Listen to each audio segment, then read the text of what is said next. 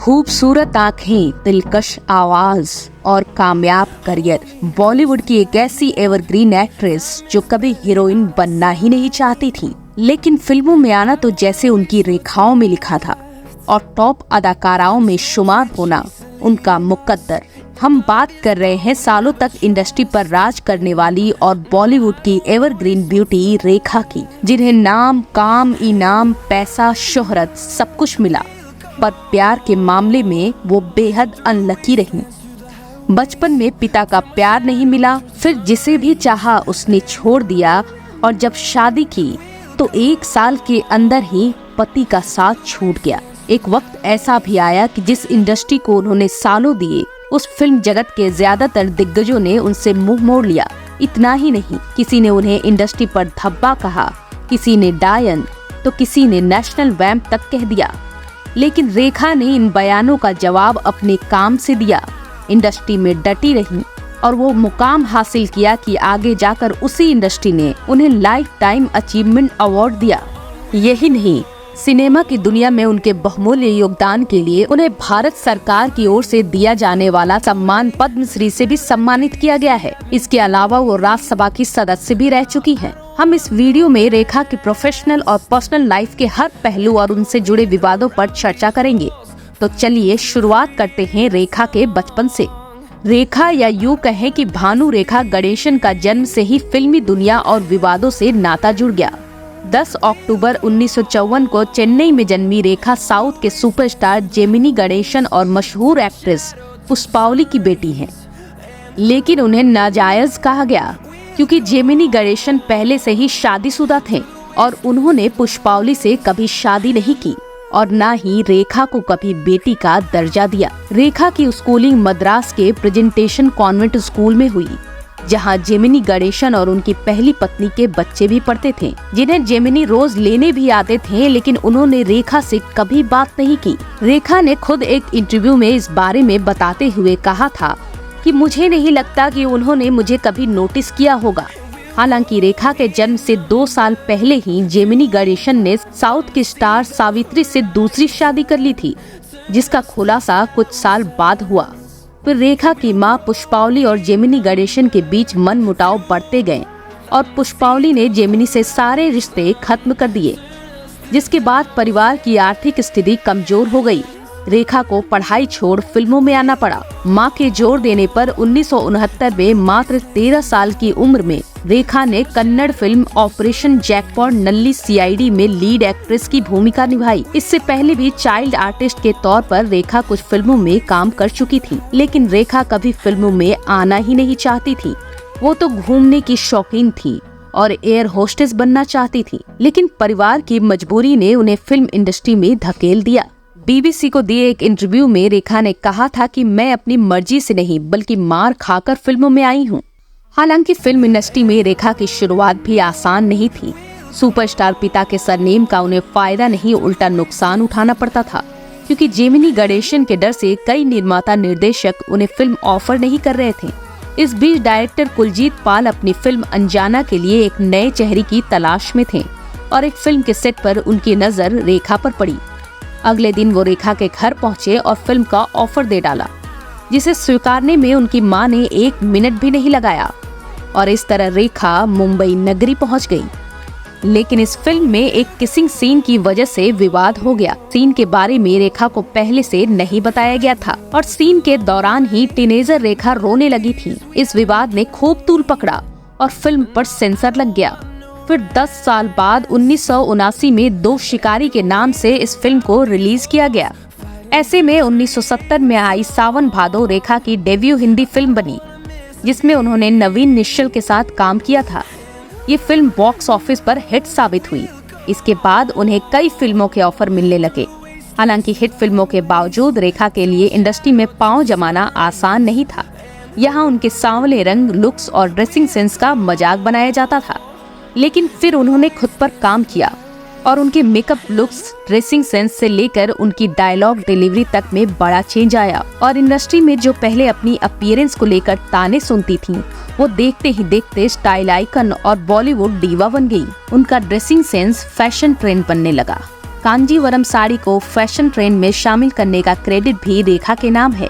माना जाता है कि उनकी हर साड़ी की कीमत कम से कम 2 लाख रुपए होती है।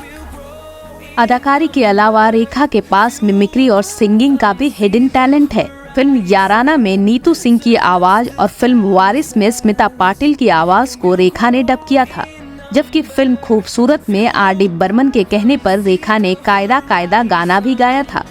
इसके अलावा उन्होंने फिल्म एक नया रिश्ता का गाना एहसास का सौदा है को भी अपनी आवाज दी थी। अब रेखा उस वक्त सबसे ज्यादा फीस लेने वाली और फिल्म जगत की टॉप एक्ट्रेसों में शामिल हो गई थी। लाखों फैंस उनकी मस्तानी आंखें और शानदार अभिनय के दीवाने थे। लेकिन एक ओर रेखा जहां अपने करियर में ऊंचाइयों को छू रही थी, दूसरी ओर उनकी पर्सनल लाइफ विवादों से घिरी रही। उन्होंने दिल तो कई बार लगाया, पर उन्हें सच्चा प्यार नसीब न हुआ। मेगा स्टार अमिताभ बच्चन से उनके रिश्ते की चर्चा तो आम है, लेकिन इससे पहले विनोद मेहरा, किरण कुमार के साथ भी उनका नाम जुड़ा था। लेकिन दोनों की फैमिली ने रेखा को बहू के रूप में स्वीकारने से इनकार कर दिया। कुछ रिपोर्ट्स के मुताबिक एक वक्त तो ये खबर भी उड़ी कि रेखा और विनोद मेहरा ने शादी कर ली थी, और जब विनोद उन्हें घर ले पहुंचे तो उनकी मां कमला मेहरा ने गुस्से में आकर चप्पल निकाल ली। जैसे ही रेखा उनके पैर छूने लगी तो उन्होंने रेखा को धक्का मारकर दूर हटा दिया। बाद में विनोद मेहरा ने रेखा से कहा कि वो अपने घर लौट जाए और फिलहाल वहीं रहे। यहीं से रेखा और विनोद मेहरा के रिलेशन में दरार आ गई और कुछ वक्त बाद वो एक दूसरे से अलग हो गए। हालांकि इस शादी की दोनों ने कभी पुष्टि नहीं की। एक वक्त पर साथ काम करने के दौरान रेखा का नाम सुनील दत्त के साथ भी जुड़ा, जिस पर नरगिस बेहद खफा हो गई थी। उन्होंने तो एक इंटरव्यू में रेखा को डायन तक कह दिया था। चलिए अब बात करते हैं महानायक अमिताभ बच्चन और रेखा की प्रेम कहानी की, जिसकी चर्चा आज भी होती है। कहा जाता है कि साल 1976 में फिल्म दो अनजाने के सेट से इनकी लव स्टोरी शुरू हुई थी। दोनों की जोड़ी खूब पसंद की गई और निर्माता निर्देशकों ने इस जोड़ी को खूब भुनाया। अमिताभ से जुड़ा रेखा का एक और अनकहा किस्सा है, जिसके बारे में बहुत कम लोग जानते हैं। कहा जाता है कि फिल्म मुकद्दर का सिकंदर में रेखा नहीं चाहती थी कि उनके किरदार की मौत हो और वो इसके लिए बिल्कुल तैयार नहीं थी। लेकिन जैसे ही डायरेक्टर प्रकाश मेहरा ने बताया कि उन्हें अमिताभ की बाहों में मरना है तो वो राजी हो गई। लेकिन अब जिंदगी से कोई शिकवा नहीं, कोई गिला नहीं। मेरी आखिरी सांसें तुम्हारी बाहों में निकल रही है। एक के बाद एक दोनों ने कई फिल्मों में साथ काम किया और इसी के साथ इनका प्यार भी परवान चढ़ने लगा। लेकिन अमिताभ मशहूर एक्ट्रेस जया बच्चन के साथ पहले से शादीशुदा थे। अमिताभ का ये अफेयर जया बच्चन को तोड़ रहा था और वो हर हाल में अपने रिश्ते को बचाना चाहती थी। लेकिन 1980 में जब ऋषि कपूर और नीतू सिंह की शादी में रेखा सिंदूर और मंगलसूत्र में पहुंची तो वहां मौजूद जया और बाकी लोगों के होश उड़ गए। लोगों को लगा कि रेखा ने अमिताभ से शादी कर ली। बाद में रेखा ने सफाई दी कि वो फिल्म के सेट से सीधे फंक्शन में पहुंची थी और सिंदूर हटाना भूल गई थी। खबरों के मुताबिक एक बार जया ने रेखा को डिनर पर बुलाया था और डिनर के बाद जब रेखा जाने लगी तो उन्होंने साफ कहा कि वो अमिताभ को कभी नहीं छोड़ेंगी। कहा जाता है कि तभी रेखा समझ गई थी कि उन्हें अमिताभ का साथ नहीं मिलेगा। फिर 1982 में कूली फिल्म की शूटिंग के दौरान एक फाइट सीन करते हुए अमिताभ को गहरी चोट लग गई। हालत इतनी बिगड़ गई कि अमिताभ की सर्जरी करनी पड़ी। उस वक्त पूरा देश अपने चहेते सितारे के लिए दुआ मांग रहा था और दुआओं का ही असर हुआ कि अमिताभ ने मौत को मात दे दी। रिपोर्ट्स के मुताबिक इस दौरान रेखा भी अमिताभ से मिलने अस्पताल पहुंची थी, लेकिन जया ने उन्हें मिलने नहीं दिया, जिससे रेखा को काफी धक्का लगा। इस पूरी घटना के दौरान जया बच्चन ने दिन रात अमिताभ की सेवा की और दुआएं मांगी। कहा जाता है कि ठीक होने के बाद अमिताभ ने इसे अपना पुनर्जन्म माना और रेखा को भुला दिया। लेकिन आज भी जब बॉलीवुड की चर्चित प्रेम कहानियों की चर्चा होती है तो अमिताभ रेखा का नाम आता है। बाद में सिमी ग्रेवाल को दिए इंटरव्यू में रेखा ने कहा कि अमिताभ के साथ कभी भी उनका पर्सनल कनेक्शन नहीं था। हाँ, वो उन्हें एडमायर करती है और प्यार तो उनसे हर कोई करता है, वैसे ही वो भी करती है। अमिताभ के बाद रेखा का नाम संजय दत्त से भी जुड़ा। दोनों ने 1984 में एक फिल्म जमीन आसमान में साथ काम किया था और उसके बाद ही इनके अफेयर की खबरें तेजी से फैली। बात तो यहाँ तक होने लगी कि इन्होंने गुपचुप शादी कर ली। हालांकि दोनों ने इन खबरों को बस अफवाह बताया। अब 90 का दशक आते आते रेखा अपनी लाइफ में सेटल होना चाहती थी और ऐसे शख्स की तलाश में थी जो उन्हें छोड़ के न जाए। इसी बीच उनकी मुलाकात दिल्ली के बिजनेसमैन मुकेश अग्रवाल से हुई, जो रेखा के बहुत बड़े फैन थे। दोनों ने मार्च 1990 में शादी कर ली, पर यहाँ भी वो अनलकी ही रही। शादी के कुछ ही महीनों के बाद दोनों के बीच मनमुटाव हो गया। कहते हैं मुकेश को बिजनेस में नुकसान होने लगा और उन्हें रेखा के फिल्मी करियर से भी दिक्कत थी। इसी बीच रेखा को पता चला कि मुकेश डिप्रेशन का शिकार हैं और शादी के पहले से ही उनका इलाज चल रहा था, जिसके बाद रेखा ने मुकेश से दूरियां बनाना शुरू कर दी। वो ज्यादातर मुंबई में रहने लगी और बात डिवोर्स लेने तक पहुंच गई। लेकिन अक्टूबर 1990 में अचानक एक ऐसी घटना हुई जिसकी रेखा ने कल्पना भी नहीं की थी। दरअसल रेखा के पति मुकेश ने दिल्ली के अपने घर में खुदकुशी कर ली। उन्होंने रेखा के दुपट्टे के सहारे बेडरूम के फैन से फांसी लगा ली। उस वक्त रेखा काम के सिलसिले में अमेरिका में थी। खबर मिलते ही वो अगले दिन भारत पहुंची तो मुकेश के परिवार ने उन पर आरोपों की बारिश कर दी। मुकेश की मां ने मीडिया के सामने रो रो कर कहा कि डायन मेरे बेटे को खा गई। फिर मीडिया ट्रायल भी शुरू हो गया। रातों रात रेखा के हेटरों की संख्या अनगिनत हो गई। इंडस्ट्री के कई दिग्गजों समेत लोगों का एक बड़ा तबका मुकेश की मौत का जिम्मेदार रेखा को मानने लगा।